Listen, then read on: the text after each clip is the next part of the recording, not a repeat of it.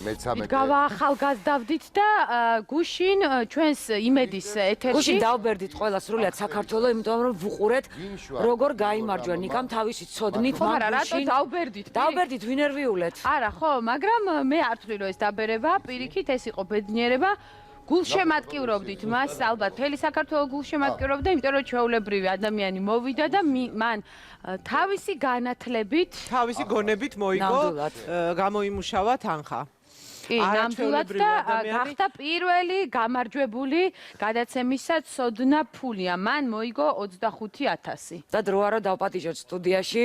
არ ვიცი ახლა სადღაც იტყვენ 25,000 ფლობელი. მე ვიტყოდ რომ ძალიან ჭკვიანი ბიჭი მინდა სტუდიაში დავპატიჟო. ჭკვიანი და განათლებული ნიკა ვერძეული. მოდი. დათო პაქსაშვილი. მე წავიკითხე იმის გვარი. ნიკა გამარჯობა. გამარჯობა. დათო გამარჯობა მოგესალმები. ნიკა ვერძეული არის ჩემი აი რომ ეს ხადები დათო პაქსაშვილი და ვიფიქრე უარ შემეშალა თქვა. ოჩა. თვით ბორო დუტასაც კი ძალიან გაუხარდა. ეს ისეთი დუტა სინამდვილეში ძალიან კეთილია. ძალიან ეს მას კურს შეუგნებიან პროდიუსერები რომ ვითომ ბოროტი უნდა იყოს, თორე ძალიან გულშემატკივრობს ყველა სტუმარს. დათო მეათე კითხვაზე ძალიან დამეხმარა, იმიტომ რომ დუტა დაგეხმარა? ანუ როგორ გითხრა, დამეხმარა, აშკარა დამეხმარა. ანუ ენერგეტიკით თავის კეთილგანწყობით ალბათ. ხო, ანუ რაღაც იყო, რომ არ ვიფიქრე საკმარისად, რამდენიც საჭირო იყო და სტრესში ხარ, ხო? მოდი, ძალიან დიდი სტრესი. დათო, მოდი, წარგაგენ. დათო პაქსაშვილი, რომელიც სწავლობდა ტექნიკურ უნივერსიტეტში, მან მესამე კურსიდან დაანება თავის სწავლას, არის თვითნასწავლი, ალბათ ბევრ ადამიანს გონია, რომ ის რაღაც სხვადასხვა კემბრიჯები და რაღაცებს რო აცხადებენ ხოლმე. არა, ადამიანს უნდა ისეც იქნება განათლებული და ჭკვიანი, ის არის 24 წლის და ვფიქრობ, ეს ერთ-ერთი მნიშვნელოვანი წარმატებაა, ხო, ალბათ შენს ცხოვრებაში. მნიშვნელოვანი წარმატება ალბათ ის არის, რომ არა ფულის კუთხით არამედ აი გამარჯვების. მაგას გულისხმობ ზუსტად, რომ ალბათ აქამდე მოსვლა არის წარმატება, რომ ეს რაღაცა მოხდა ცხოვრებაში და შანსია ეს და გამოცდა და შანსი გამოიყენე. როგორ მიხვედი ახლა? მოგინდა უცებ შეხედე და ახლა დაიწყო. მესამე კურსზე რატო დაანება თავი არ გაიწერესებს? მოდი რამდენი ერთად დავუშვით და ნელ-ნელა გვიპასუხოს. ანუ მესამე კურსიდან დაიწყო. რატომ მივატოვე უნივერსიტეტი? ხო.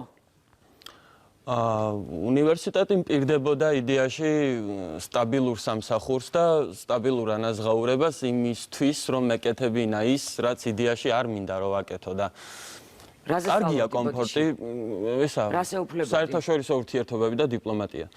და კარგია კომფორტი, კარგია ისე სუბუქად ცხოვრება, მაგრამ უფრო კარგია, როცა მუშაობ და არიღლები, იმიტომ რომ შეყვარებული ხარ იმაში, რასაც აკეთებ და დიპლომატიაში არ ხარ შეყვარებული? არა, რა თქმა უნდა. აბა რატო ჩავაბარე? როდის გავიხარდება?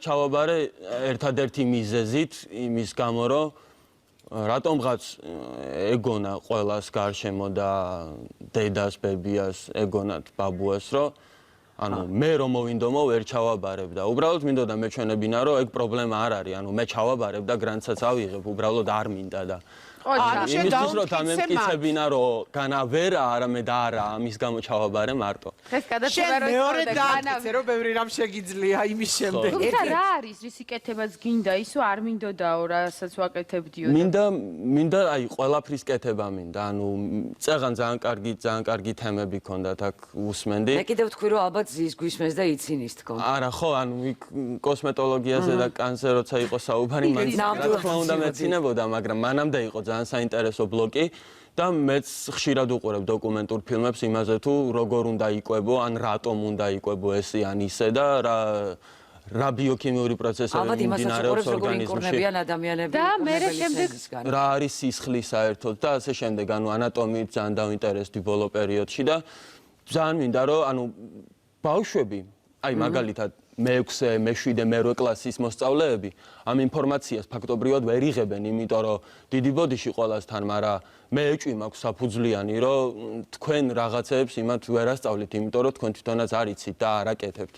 ხო და ძალიან დიდი სურვილი მაქვს იმის, რომ ეგეთი პროექტი მაქვს სამომავლოდ ჩაფიქრებული, მინდა სკოლებში, ანუ პროექტორის დახმარებით მექნება 1 საათიანი ლექცია.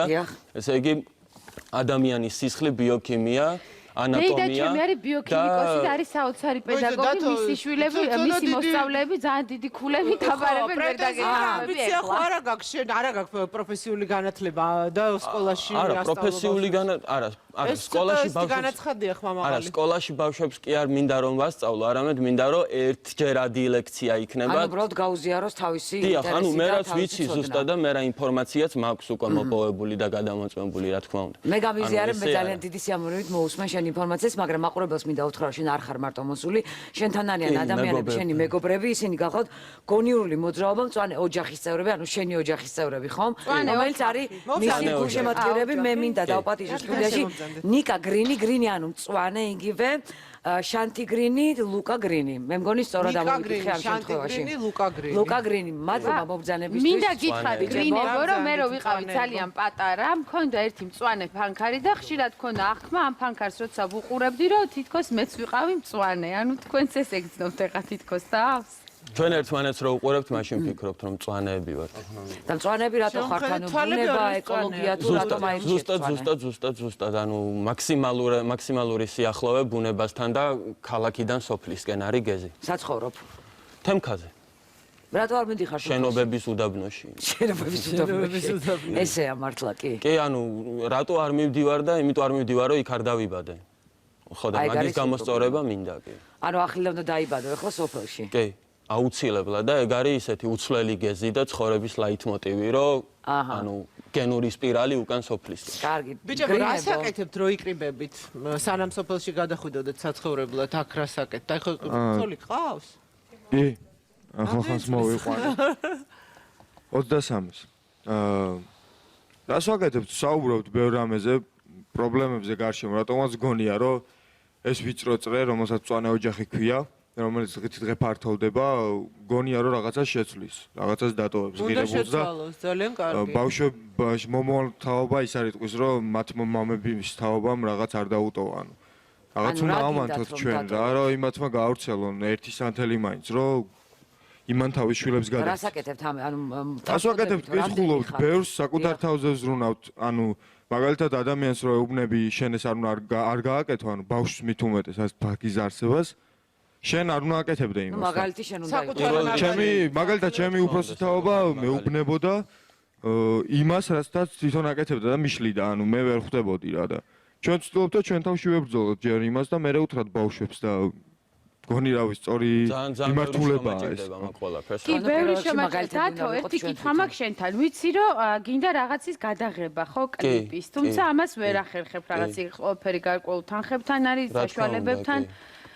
ძალიან რამდენი ხანია უკვე დაახლოებით 4 თვეა, 5 თვეა ვცდილობთ ვიდეოს გადაღებას იმისთვის, რომ ცოტათი უფრო მეტმა ადამიანმა ნახოს ნამუშევარი, ვიდრე ვიდეოს გარეშე ნახავდა. ნამუშევარი არის, ესე იგი, არის ესეთი ძალიან მაგარი, ანუ შედევრი ფილმი, არასერიოზული კაცი.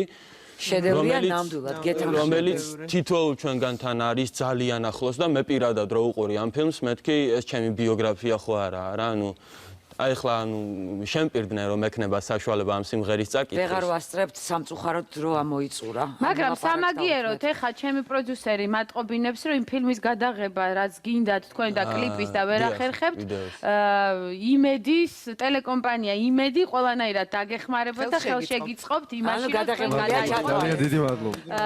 ეს თქვენთვის სასურველი კლიპი რომელიც ყველას დაგვეხმარება როგორც თქვენ თვითონ ამბობთ. დიდი მადლობა ამას ტელეკომპანია იმედს ამ საჩუქრისთვის და ძალიან დიდი მადლობა თქვენ რომ ხართ ესეთი საინტერესოები იმისათვის რომ გინდათ რომ ჩვენს გაგვამწვანოთ და იმისათვის რომ ბევრს კითხულობთ ეს არის ყველაზე და სულთა გარემოში და დიდი მადლობა ქალაქიდან სოფლისკენ აუცილებლად ბევრი ხე სადაც იქნება ანუ მნიშვნელობა არის და სულთა ჰაერს მილიონ ხეს მიურგეთ 1-2 თბილისში კარგი ნახავთ ჩვენ გვინდოდა რომ ემღერათ მაგრამ საინტერესო საუბრები ესე იწელება სამწუხაროდ დრო არ დაგვრჩა ძალიან დიდი მადლობა მაყურებელს და იმედია თქვენც მოხვალთ ერთხელ და სიმღერასაც მოვისმენთ. სიმღერასაც მოვისმენთ. ჩვენ გემშვიდობებით ხვალამდე ხვალ ბიძინა კოლუმბეგოვის კლინიკის დღეა და ჯანმრთელობას გაუფრთხილდით ჩვენ. და გილოცავთ კიდევ ერთხელ ზარმაზარ მოგება. დიდი მადლობა ამდენი ყურადღებისთვის და დაფასებისთვის. მოგრავებით.